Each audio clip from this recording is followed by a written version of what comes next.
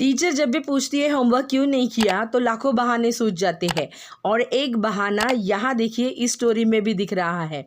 तो चलिए दोस्तों। Why haven't you done your homework? Miss, it's all the cat's fault.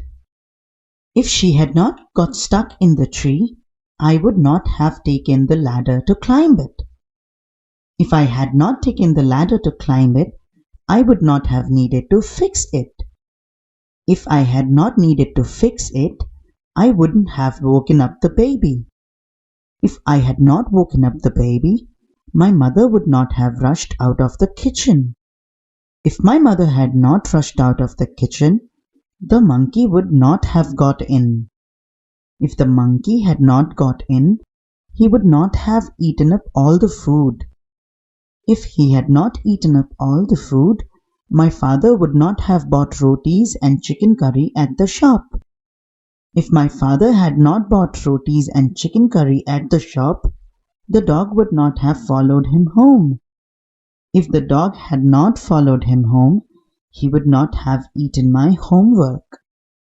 So, you're saying the dog ate your homework. Yes, miss, it's all the cat's fault. चलिए एक बहुत प्यारी story एक बहाने के साथ हम हिंदी में भी सुन लेते हैं। यहाँ पे टीचर देखिए स्टूडेंट को पूछ रही है कि तुमने होमवर्क क्यों नहीं किया।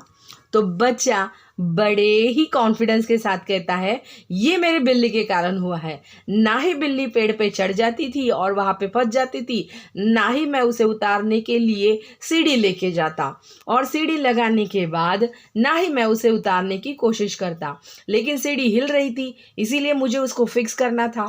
फिक्स करने के लिए मैंने कीले को लिया और जैसे ही ठोकने लगा तो ठोकने की आवाज़ से घर में सोया हुआ छोटा सा बच्चा उठ गया। उठने के बाद वो रोने लगा। जोर जोर से बच्चा रो रहा है, इसलिए मेरी मम्मी जो काम कर रही थी वो दौड़ दौड़ के भाग भाग के बेबी के पास चली गई। अब मम्मी तो किचन के अंदर नहीं है तो किचन की खिड़की से जल्दी से एक बंदर घर में घुस पड़ा। किचन के अंदर घुसने के बाद उसने जो भी फल फूल और खाना नज़र आया वो पूरा का पूरा खा लिया। ये देखिए यहाँ पे बंदर ने पूरा खाना खा लिया है, ऐसे बच्चा बताता है। अब ना बंदर ये सब घर में आता ना ये खाता। अब देखिए खाना खाने के लिए पापा मार्केट में गए और रोटियां और चिकन की करी वो शॉप से लेके आए। उसकी चिकन की स्मेल के कारण एक जो डॉग था वो डॉग पापा के पीछे पीछे पीछे पीछे आ गया घर तक। अब वो डॉग हमारे घर तक आ चुका था। उसने मेरी होमवर्क की नोटबुक जो थी अपने मुंह में पकड़ ली। एक बाजू से मैंने खींचा, एक बाजू से उसने खींचा। इसी खींचातानी में मेरी नोटबुक फट गई। ओहो, तो तुम्हें ऐसा कहना है कि वो डॉग के कारण तुम्हारा होमवर्क नहीं हुआ? नहीं मैम, डॉग का गलती कुछ नहीं है, ये तो कैट की गलती है। ओ, तो देखिए ये कैट की गलती। ये स्टोरी आपको पसंद आई है तो लाइक कीजिए, शेयर कीजिए, सब्सक्राइब कीजिए और देखते रहिए। धन्यवाद।